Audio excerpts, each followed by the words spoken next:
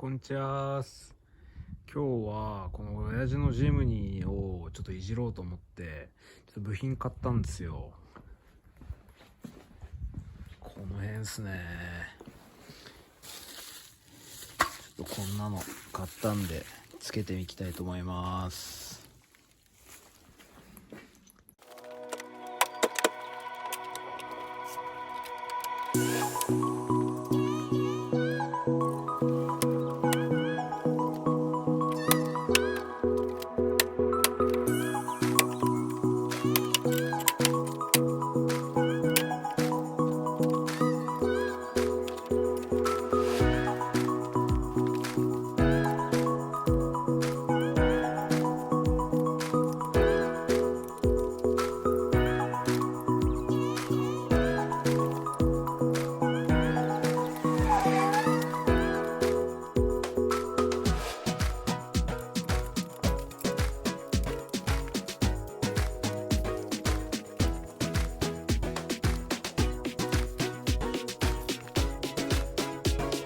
完了しました。まだつけてないですけど結構印象変わったっすね。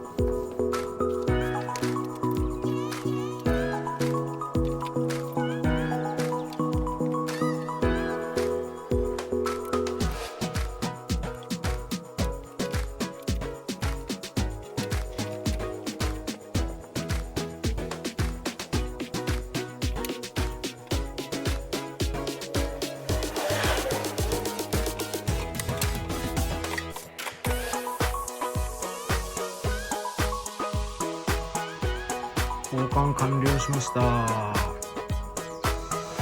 めちゃくちゃ印象変わったっすね。